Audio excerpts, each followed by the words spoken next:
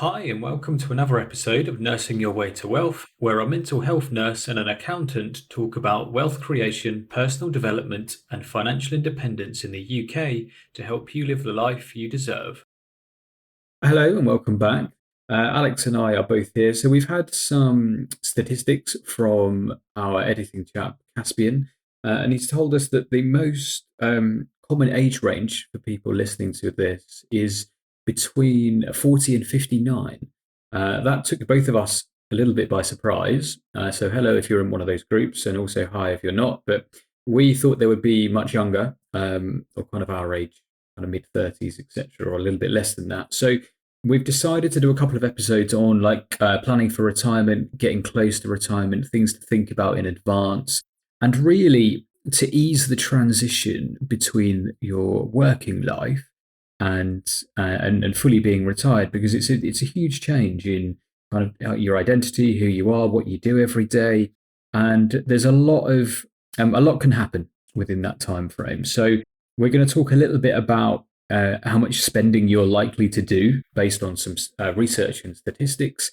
And then we're going to talk about some other options of what we think you should be thinking about in advance. But of course, like Alex and I are not retired yet. If you are and you're listening and you think we've got this a bit backwards or sideways, do email us and we'll add another episode or perhaps come on and chat to us directly about it. So, Alex, in terms of someone who's within that age range getting close to retirement, what are the things that we think they need to be thinking about in advance?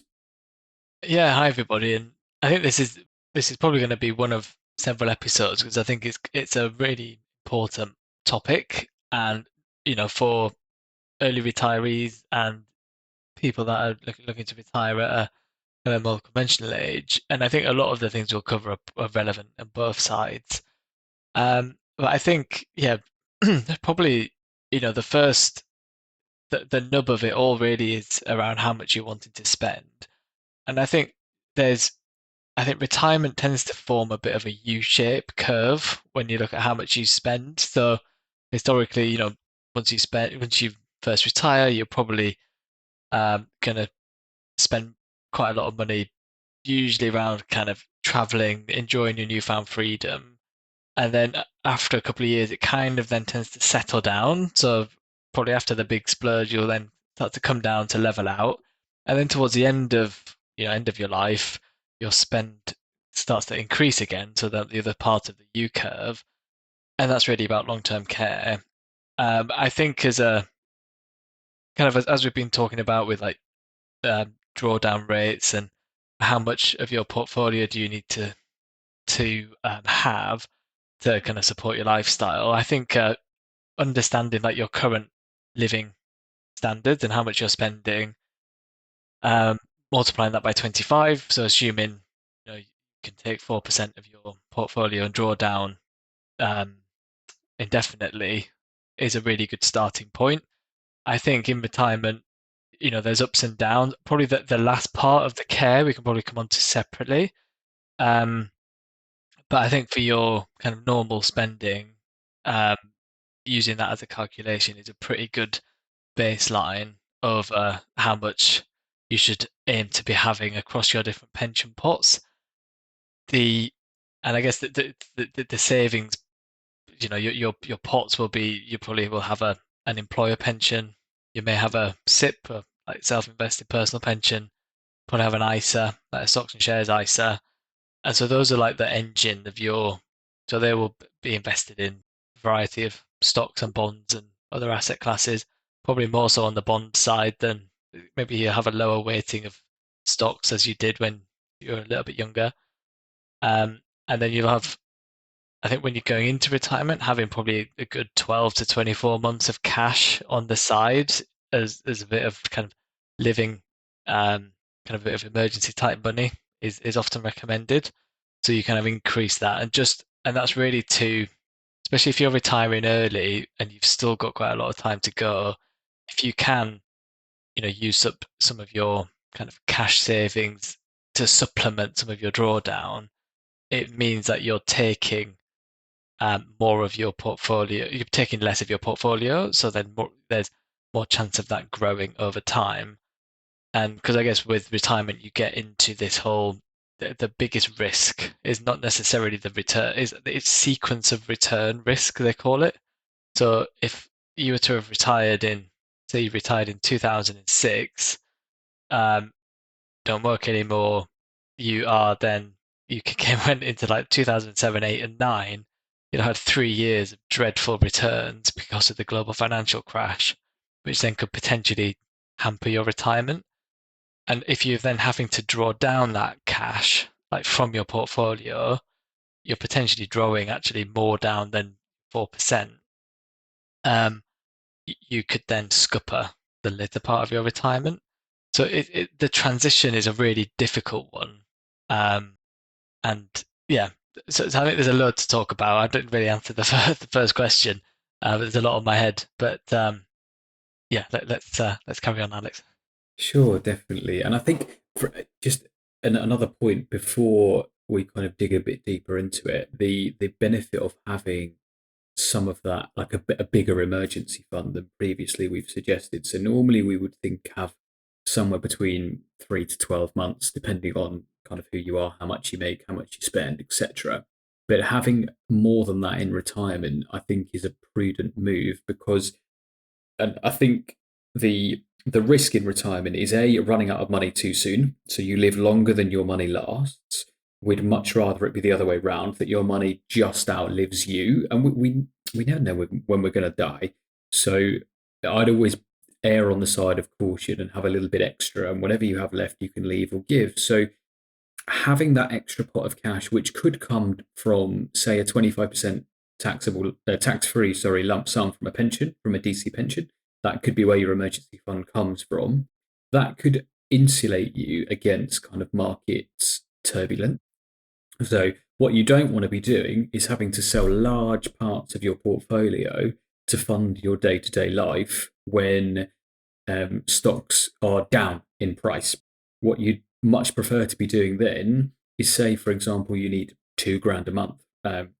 You could then take £1,500 or £1,750 or whatever amount from this cash buffer, and then selling a little bit of your stock portfolio to supplement that income, rather than having to sell loads of your stock portfolio because you just need that income when you don't have the buffer.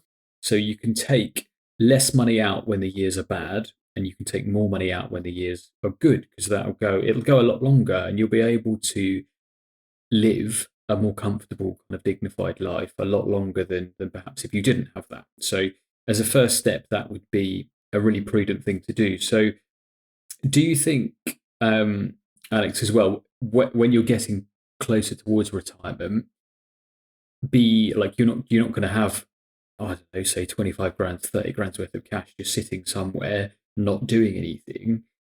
Would it be a good suggestion that that comes out of the, if you want, you could take the 25% tax free part of your pension. You don't have to take the 25%. You can take less. You can take 10% or 5%. It's not 25 or nothing. So you can leave the remainder of that in there to continue growing on your behalf. And my thinking here is, the more money you have growing in the market, you can still get richer in retirement, even when you're not like actively contributing, you're not earning an income.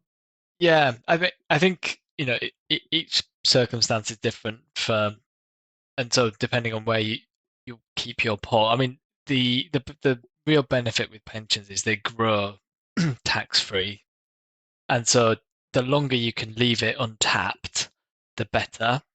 So if you say, for example, you're coming up to retirement, I guess, suggest having your mortgage paid off, which is, and usually one or two things then happens. Like, one, the person like stays in a house, or two, you look to downsize, because if you've got a big 5 bedroom family home, all your kids are now grown up and have gone and are independent in their own right, it's very unlikely you really want to be there maintaining that house. So downsizing it to then free up the cash is quite a common solution.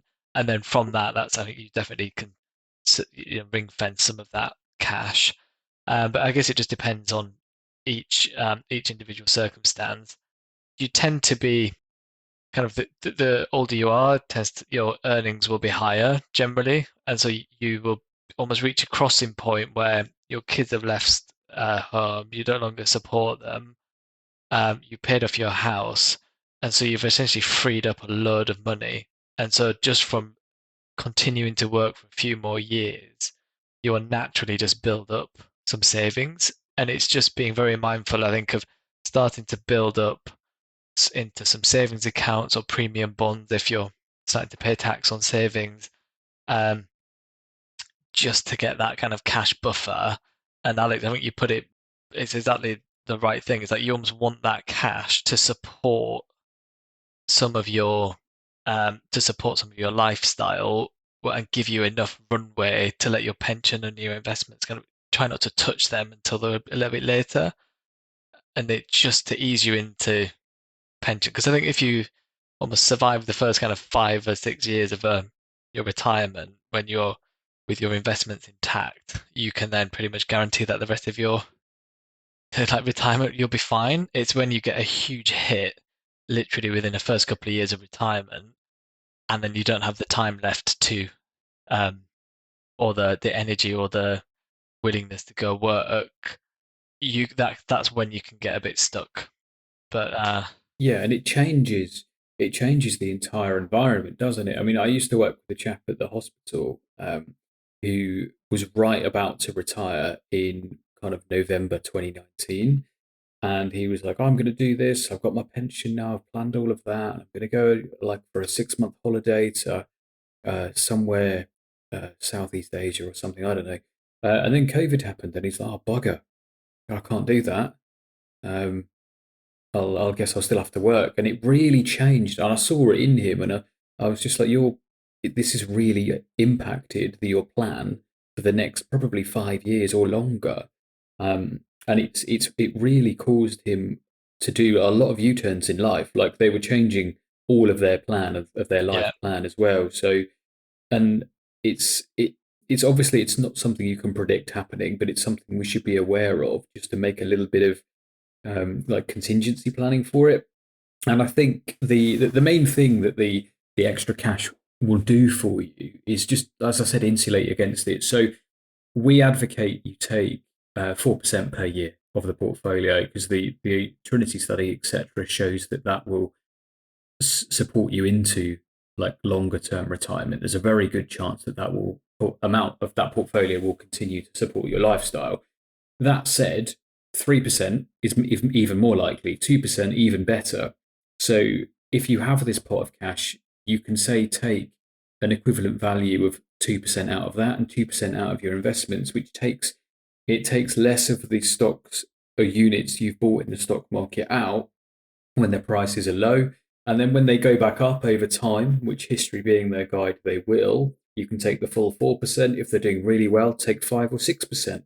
It just gives you the flexibility to be able to do more things with it. And I don't want to be kind of getting to retirement, worked all my life, and I don't want to be thinking, can I do this? Can I not do that? I want to free up my mental faculties to be able to make these decisions, to go places, to travel, to spend a little bit more money early retirement whilst I've got the energy to then wind down like the other side of the U shape yeah, that you said. yeah, I don't want to be like agonizing over it at all. So the idea behind this is to make everyone as comfortable financially as they can be.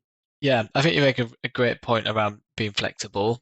And I Mm. think, being flexible with your drawdowns. And even if you are still keen on working, perhaps you might want maybe work half of the year, or you do a little part-time job at the weekend or something like that, kind of in your transition from full-time work into full retirement. And that can some of that extra income is basically your little spending money, which then negates the need to, well, one, it can supplement the drawdown, so you can still always you can take money from your pensions or your investments, um, and supplement it, so you then drawing down less.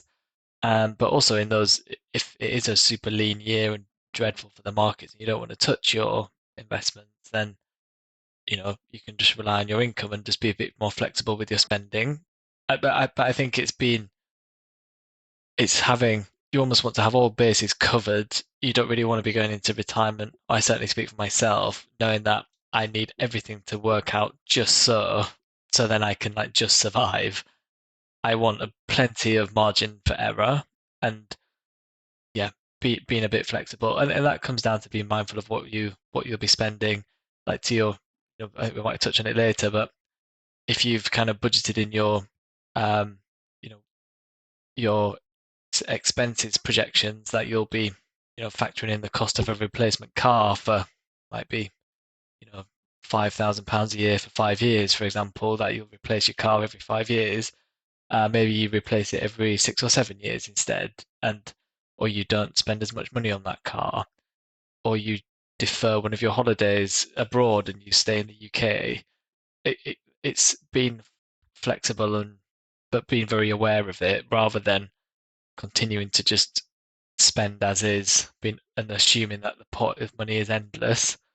But it's about, I think, for me, it's being aware of your choices and flexibility because I think then that gives you comfort to then take the step and make sure you do retire and really enjoy it. Yeah, yeah. Because the key thing I think is it's not like nothing in retirement is fixed, so you don't have to do as the Yeah. like retirement planning kind of suggests. It doesn't. You don't have to buy another car every 5 years. You don't have to go on a Mhm. holiday to wherever they're suggesting is great for people who are retired, etc. Like it's your retirement. Do the things that you love. I mean, I've read. I don't know if you've read it. The book by David Sawyer called Reset. When he retires, he wants to buy a little house in Andalusia, drink some red wine, and run along the beach. I'd Mm. like to go to southern Italy a couple of times and drink espresso on the south coast. It's entirely up to you because it's your thing. You don't have to do things just because people suggest it, but be intentional with the choices you want to make and plan a little bit for them so those like they're options for you. There's no point having like nothing in retirement and having to live off the state pension if we get it and thinking, oh, I'd love to be going to Italy drinking espresso now, but all I can afford is Nescafe instant from the corner shop. They're two entirely different worlds, and I know I'd much rather be in southern Yeah. Italy than sitting in rainy Kent. Yeah, yeah, Yeah. and it's just I think it's just planning. So, how much do you think you'll spend, and also where are you going to get that from? Is it going to come from your pension? Are you going to take some of your tax-free lump sum? And if you are, be intentional about what you're going to do with it. Yeah, if you want to spend a lot on a Lamborghini, go for it, but think about it before you do it. If you want to, I don't know, clear the rest of your mortgage with that, you can do that as well.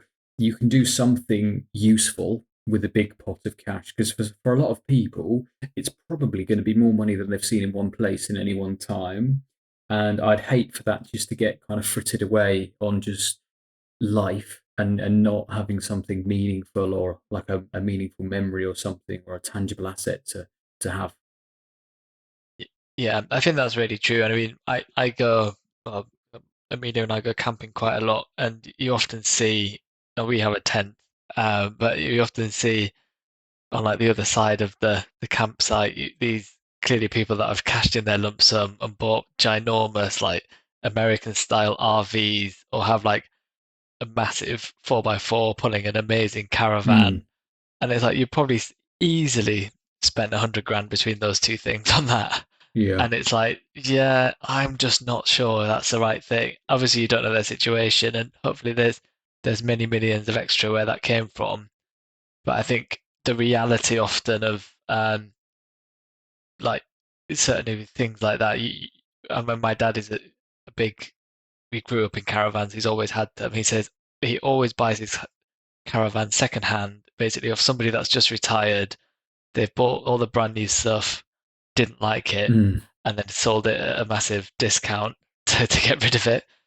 And I think it's, to your point, just be really mindful about what you're spending if you do take your lump sum, yeah. just be really careful with it. That's a very good idea. Like your dad's very prudent to do something like that. But if you He's also a tight-fisted northern, like a tight-fisted Yorkshireman, so that's where I get it from. Yeah, definitely. But not that I agree, of course not. But at the same time, like if you do think that that life is for you and you want to do that, test it in advance, right? You don't have to Yeah, buy a caravan and a truck and whatever else, I don't know, that they buy. I don't know. test it, like rent one for a week, like rent Yeah, both of them for a week, and yeah, it might cost you 2 grand or whatever, I don't know, but it's not going to cost you 100, and you could save yourself £98,000. Like by the time you get there, you wind out your oil and you put the kettle on, you plug your thing into someone else, and you plug your electricity in, and you find out whether I don't know the shower is or whatever. You might be like, I hate it. This is the worst thing yeah, ever. it, yeah, and that's yeah completely the right idea. I think if people have got the idea also of, I think that principle of try before you buy. Like mm, if you think, oh, I've always wanted to live in the countryside, and then you move from your city centre, your town centre house or whatever, into rural Yorkshire, yeah. uh, and it's like, oh, I've sold my house and that's what I'm going to do. And then you get there and it's bloody horrible. You almost say, oh, actually rent a cottage, get an Airbnb for a month, like Yeah. really live like the day-to-day life Yeah. before then jumping in and making a huge decision. Yeah. Similar if you're like abroad, it might sound amazing in Andalusia for some people, but others it might sound good and then they do it and it's like, oh, it's actually really boring. I don't like Well, you it. get used to it, don't you? It becomes the normal. Like we've spoken a lot about the hedonic treadmill and normality becoming its thing. Like recently, like my wife and I have switched to online shopping, and like I don't go to stores now, and it's great. But that novelty is wearing off. Like after like two, maybe three deliveries, I'm just like, well, this is Mm, our normal life now, and I don't. This is just another thing I don't do. So it might look ideal in a lovely photograph or a video of someone building a log cabin in the mountains and burning wood and cooking their own food or growing their own vegetables, whatever. But when you actually do that, you're only seeing a really small highlight reel, and it's actually a lot of effort to uh, mm. to go. But what I think people like about that is the perceived stress relief. But you Yeah, don't think about the opposite side of the coin that actually this life takes a humongous amount of not only physical effort but mental effort to achieve as well. And mm, certainly, I'm 100% like try it before you go. Like rent somewhere. I don't know, rent a boat if you want to buy a boat. Just yeah, test the water, right? Try the retirement ideas before you get there. Like have a mini retirement earlier on. Take a month off perhaps, and just try some of these things. You'll quickly find what you love and what you hate. I'd really not enjoy hearing someone spending all of their retirement things trying to do something that they think they would love and turns out they don't love it. yeah. I think there's probably an episode in itself actually on the Mm, psychology of transition because I think that's um, without your job, I think some people can lose a sense of purpose, and then when they get into retirement, that's it's no longer there, and they fill the time with things trying to be busy. definitely. Uh, Whereas that might not make people happy. And I think doing a trial, a bit of an early retirement, or doing shifting from full-time work to a part-time work down to something might then be the better solution for some people. Other people, it could be, I can't stand my job. I've worked all my life. I'm now finishing, and I doing nothing and watching telly is exactly what I want to do, and they're happy as anything. But I think it's you need to learn about yourself. I think before then making some of these choices. Um, I, I did just want to bring on to one thing, Alex, just around you mentioned about the state pension. I think this is be a bit of a bit of an elephant in the room. I think for probably those closer to the current retirement, like more like normal retirement age around, 60, 70, I think the state pension will be there. Um, I think for those probably kind of our age, you know, 35 to 45 kind of range and below, I, I certainly wouldn't plan on having a state pension in your kind of when you're doing your portfolio planning and how much money you need, Mm, because I just, we've got an aging population. I just don't think it's going to be there the same way that it is now. And I think it's the prudent thing to do would be to discount it from any of the calculations and assume you have to make up for that income elsewhere. Um, because I'm just not, yeah, it's certainly not in any of my calculations. If it is there, brilliant. But if not, I'm not exposed, and that's mm. kind of the way I approach it. Yeah, you're not at risk of just living off what the state can provide because it's certainly not a lot, especially when we're thinking about certainly comfortable retirements. And if people Mm, are financially astute, I'd want them to have a comfortable and dignified retirement, especially thinking about kind of long term care. And we'll probably do a standalone episode on that and certainly the costs and planning for it. But I also don't factor that in. I don't think it will be around in the way it is now because they keep increasing the retirement age. I'm not even sure what it is for people who were born kind of 80s, 90s now. It's going to be at least 70. I don't want to work until I'm 70 at all. I don't fancy working past kind of 50 at this rate, but I think the a good idea would be to discount it, like as you said. And if you do get it, it's a bonus. You can elevate your standard of living. yeah. You can do the thing, go the place, do whatever you need. The and the reason I think it's easy for us to say, I just don't think we'll get it, but why? So the way pensions work is the current working generation is paying for the current generation's pensioners. So everyone that works in the UK right now and pays some form of tax and national insurance, some of that money that's collected by the government goes towards paying for the state pension. And because there's been a population decline, so we're having less children, probably because it's more expensive to live, there's less new working people coming through and paying those taxes and insurances to pay for state pensions. So by the time we get there, there'll be we'll be leaving less descendants behind. So there's not going to be enough in the government coffers, I think, to pay for that. They'll probably supplement it for a little bit, realize it's unsustainable, and I think it's unsustainable right now. To be honest Mm, with you, they're going to have a huge set of balls. Whatever government starts to mess with the pension, because pensioners vote, they've got loud yeah. voices and a lot of time. So Yeah. I think it will be like a sliding scale of change. It'll be probably means tested. So anyone who has over X number of assets automatically excluded. And I would hope everyone on this path would get excluded because you've done a lot of things right. You've invested a lot of money over time, and you're wealthy enough to afford it without, and that is fine, good. But I reckon people who don't plan that well, they're going to be the ones that have less flexibility, less choice. Certainly when it comes to dignified aging, to be honest with you. And I reckon that people who assume the state will look after them, I think they're going to be wrong, and they're going to learn a difficult lesson Yeah. when they get to that stage. Yeah. Yeah, completely agree. And I think you made a really good point there about how the state pension works Mm-hmm. and that it's the current workers paying for the current retired generation. Yeah. And because often I get commenters like, oh, well, I've been paying into my state pension for years. It's like, this No. isn't like your set of money that's now sat and then you claim it at the end. No, your national insurance You, contributions, your you are tax. paying for people now. Yeah, that you don't keep it. Like it's going into the Yeah, government coffers, and they spend it on whatever they spend it on. exactly.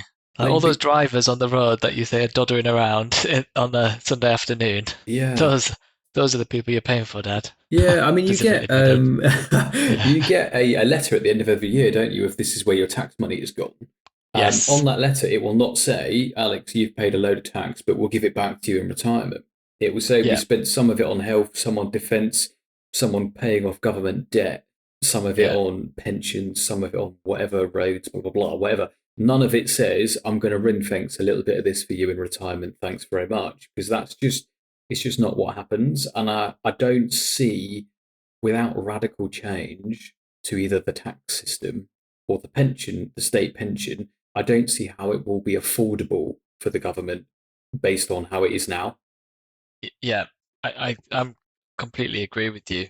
Um, and I just then I therefore think the prudent thing to do, probably if you're, below that kind of 45 age, is to almost assume you won't get it. And Mm-hmm. if you get it, you know, brilliant. But the state pension came in, I think it was it something like you could claim it at 60, but the average age of the population, the life expectancy was like 52 or something. So it's almost like you were never meant to get it. Um, Yeah, that it's kind of certainly money. not a long time, is it? I think I've got something in my head about people claiming it for somewhere to like 6 or 8 years, something like that. Like not retiring at Yeah, 68 and living till you're 98. Like it's not designed to pay for a 30-year retirement. It's designed no, originally to pay for like maybe 10 years or less.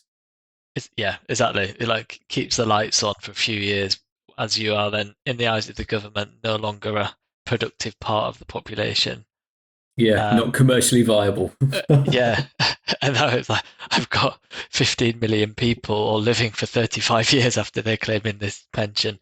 So I think for Yeah. yeah, for all those reasons, I think that Yeah. when you're And we're just another thing on health quickly. Like we're really good at keeping old people alive. Really good at it. yeah, Like we've extended the life expectancy from what used to be like quite young, kind of 60s or so. And it's now like the average is what, mid 80s yes, for both genders. That's a long retirement. So you can almost kind of split life into thirds. So you have a third education, a third working, and a third being retired. Like pensions were never meant to cover a third of your life. It was supposed to be less than 10%, I'd imagine, probably less than that. So I really, really hope that people aren't sleepwalking into like destitution because I think it's going to be a real problem. And I just yeah, hope that people start to realize this, educate themselves, and then make good choices so they at least have options. Like, especially for us, like the time of defined benefit pensions is long gone. Like, if you can find one at a private company, take it because yeah, it's not going to come anywhere else outside of public settings. And they've been nerfing certainly the NHS pension for the last 20 years. It's nowhere near as good now as it was in the 80s. yeah, definitely. And I think that just reiterates a point of like start planning early now, get into the habits of contributing, make sure you're maximizing any employer match. And then I guess as you start closing in on retirement and getting closer to it, really like pummel as much money as you possibly can into your investment accounts. Make sure you're maxing out your ISA, that your stocks and shares ISAs. Make sure you're, if you can max out a pension, by all means, that would be awesome.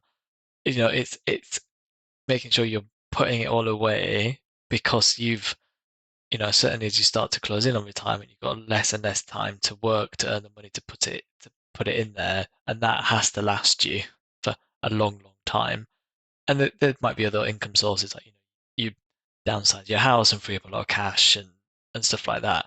But plan early, get on it, and this is I'm with you, Alex. I think it's such a key thing to have to do because no one's going to look after you, and I think we're looking at I think there's going to be a huge shock kind of 20 years down the line where a lot of people have been living the life now and then actually there's nothing left for them. So then there's no savings, there's no pensions or investments and people have um, kind of left that to the wayside.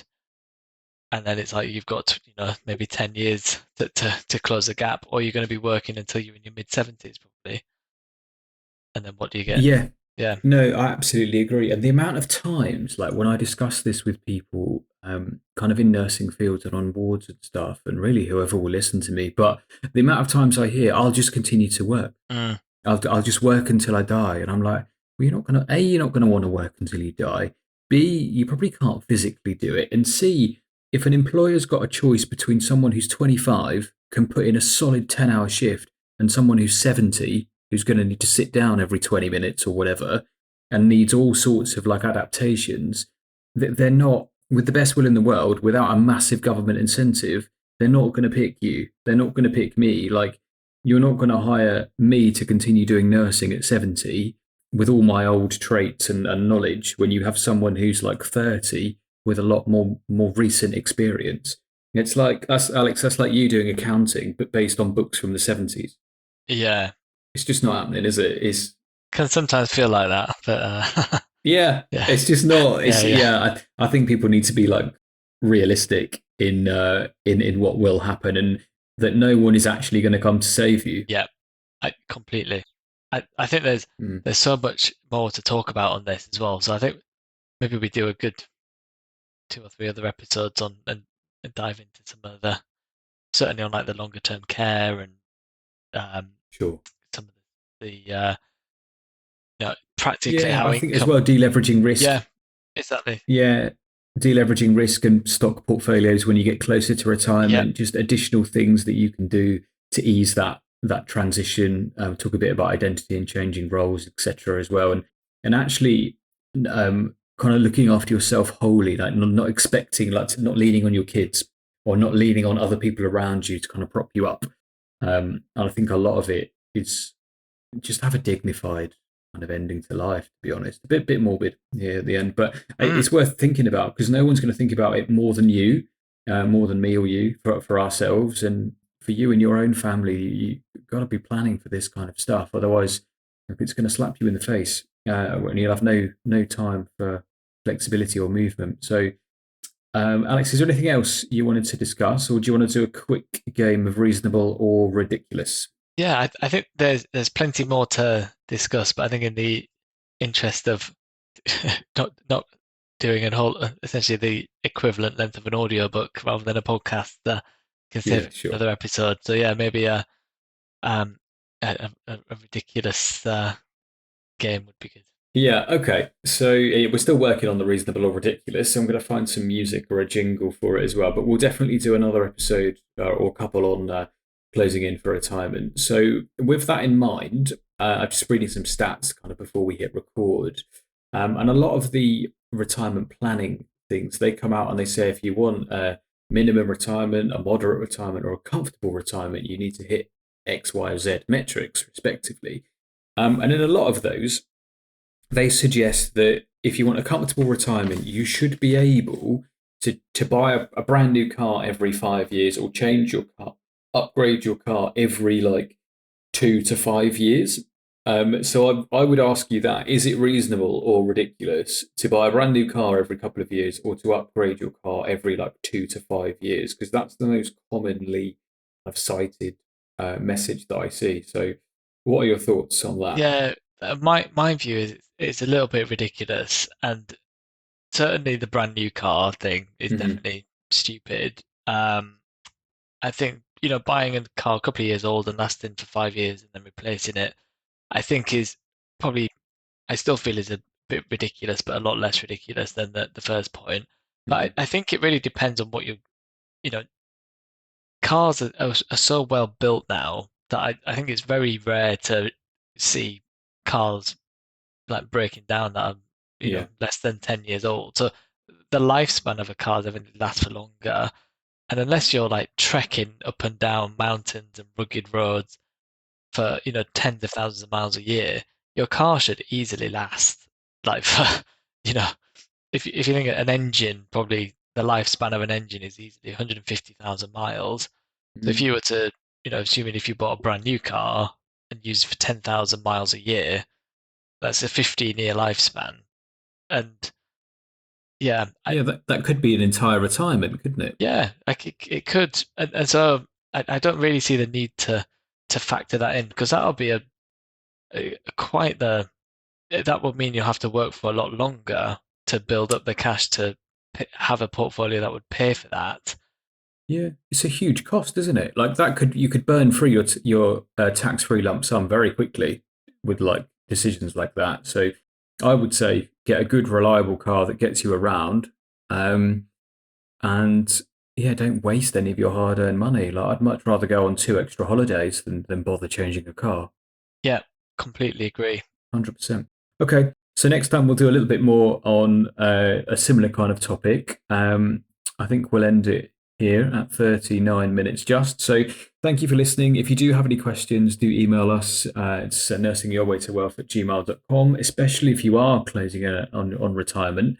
Let us know some strategies that have worked for you, anything you think we've got right, got wrong, missed. Got totally backwards or just haven't even thought about because we're always willing to learn from you guys as well. And with that, thank you for listening and we'll see you next time. None of what we discuss on the show is to be considered financial or health advice, and we recommend you always do your own research or consult an independent financial advisor or a doctor when making your financial or health decisions.